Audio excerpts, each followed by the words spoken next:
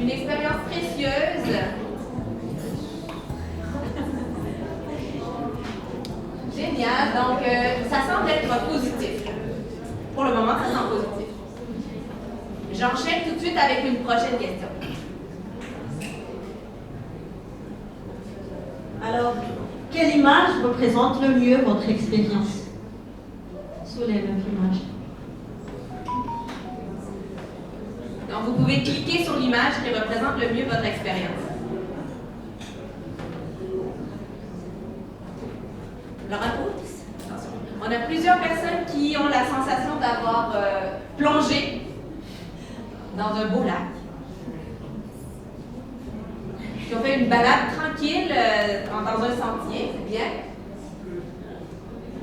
Alors, je vois que maintenant, un des plus populaires aussi, c'est de faire le train en patin lié. Donc, ça représente bien l'esprit de communauté, tout à fait. Il y a quelques personnes qui ont semblé avoir trouvé ça un peu plus difficile, qui ont dû supporter leurs collègues sur leur qui ont fait face à une grande tempête. Ça peut arriver. Même dans les meilleures écoles. Excellent. On passe à une prochaine question.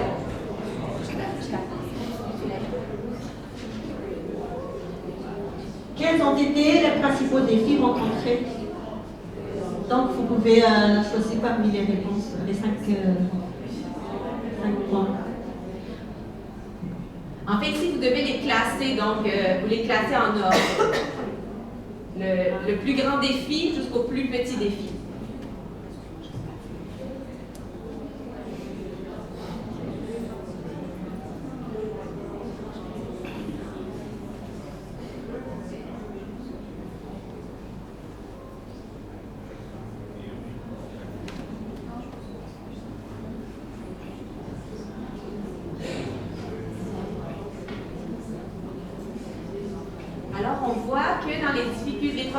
Les plus grandes difficultés, utiliser le guide pédagogique. Je prends note, c'est moi qui ai rédigé le guide pédagogique. Merci pour la correction. On dit aussi que convaincre les collègues de la pertinence et des bienfaits de l'éducation inclusive, ça a été des défis plus importants.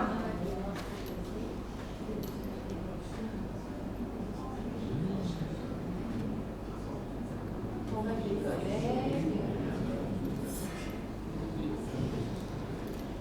Sinon, oui.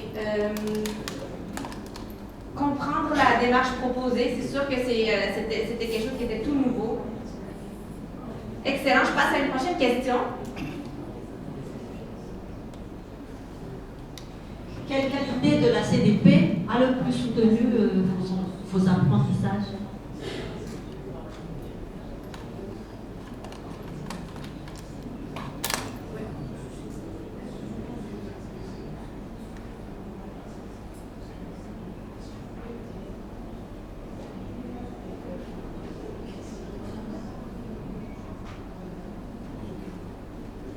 Je me demande qui a écrit science. J'imagine qu'ils sont assez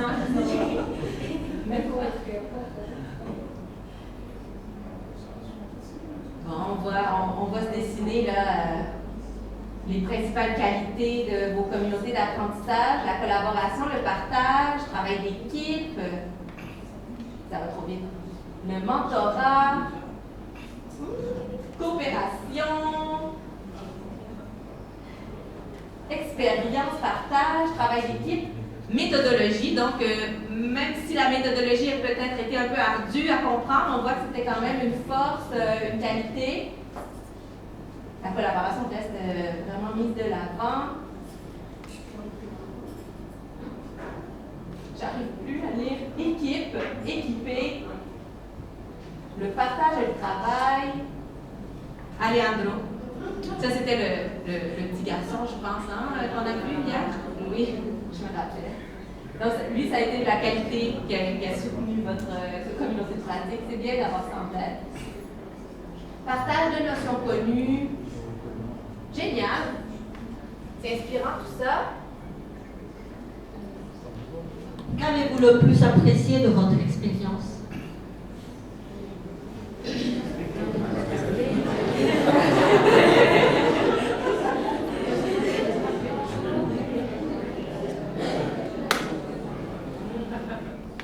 voir que les pauses café sont populaires.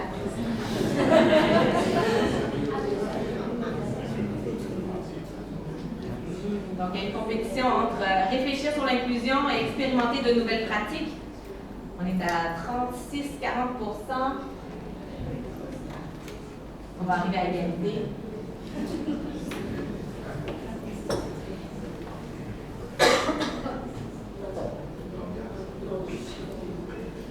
Donc, ça se stabilise tranquillement.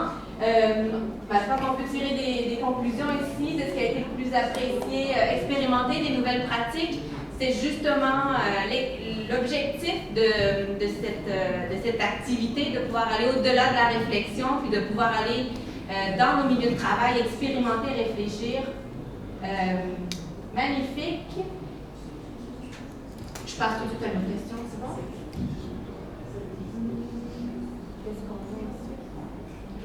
Quel a été le moment le plus marquant pour vous?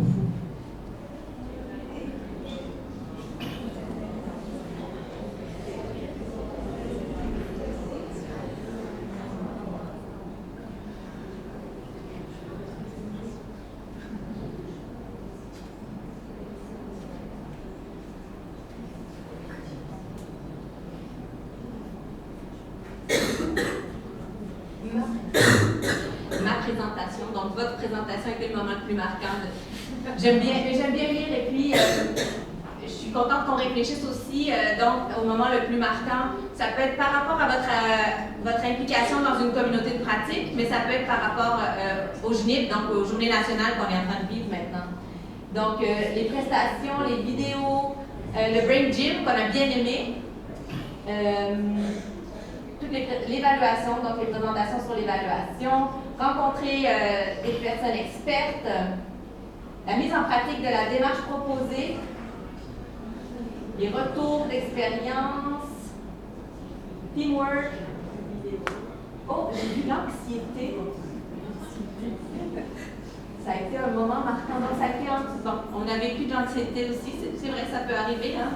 Expérimenter des nouvelles pratiques, ça peut être déstabilisant, tout à fait. Les expériences des écoles. C'est bon. Qu'est-ce que c'est déjà?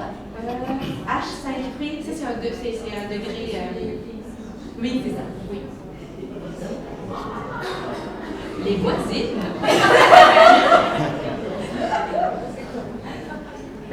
Donc, vous avez rencontré des nouvelles personnes, c'est bien.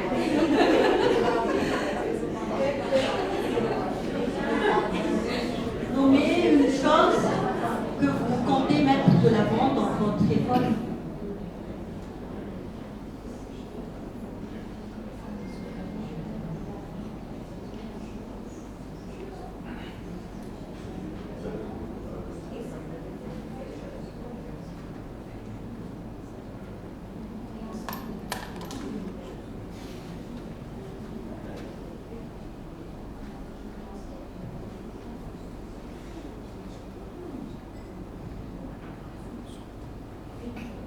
Donc, mettre en place des communautés de pratique, mettre en place la méthode d'investigation, microphone pour la lecture, inclusion dans toutes ses formes, encore les communautés de pratique, inclusion, le brain gym, le mindfulness, pédagogie inclusive et activité.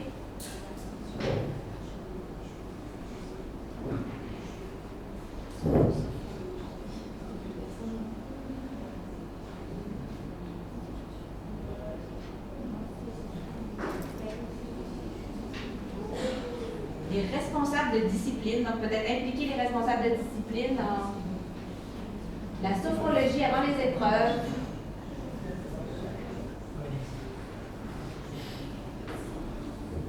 Et ça nous amène à une dernière, je vois qu'il y a plusieurs réponses ici qui nous amènent à penser que vous aimeriez mettre en place des communautés de pratique.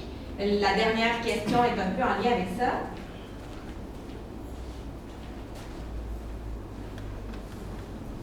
Quel conseil donneriez-vous à une future communauté de pratique?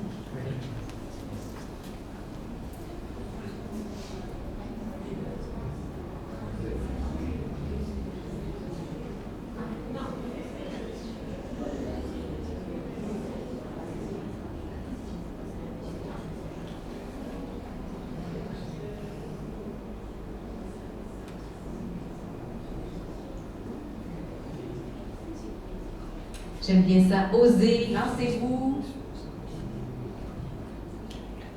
L'innovation, plus d'interaction, les rencontres régulières, hein, pour garder dynamique la communauté, tout à fait. Travail d'équipe, collaboration. Qu'est-ce qu'on a? Élargir les communautés de pratique primaires, secondaires et régionales. Le ministère prend des notes ici, j'imagine. Faire investigative. Oh, je l'ai manqué. Créer un plan d'action sur une timeline préétablie. Je descends un peu. Vous avez plein de conseils, c'est bien. Oh, wow. Savoir écouter les autres. La collaboration est primordiale. Donner l'infrastructure. Lancez-vous. La connexion, j'imagine, entre les gens, mais peut-être la connexion Internet aussi. Garder la dynamique. Échange dans les pays francophones, mais pourquoi pas? Évaluation continue, ouverture d'esprit. Tout ça est fantastique. Je vous propose de rester dans cet esprit et puis de retourner dans vos écoles éventuellement et puis de penser à la mise en place de communautés de pratique comme ça pour la professionnalisation des collègues. On a vu que ce n'est pas seulement au niveau des enseignants-enseignantes, ça peut être des communautés de pratique avec une hétérogénéité de personnes participantes. Très inspirant tout ça. Je vous remercie pour le bilan. On devait le faire à la fin, on le fait un peu avant. Après la pause déjeuner, on aura un panel de discussion et la conclusion qui va être faite par le ministère de l'Éducation et des Ressources humaines. Alors, on y va pour la pause dîner, de retour à 13h30.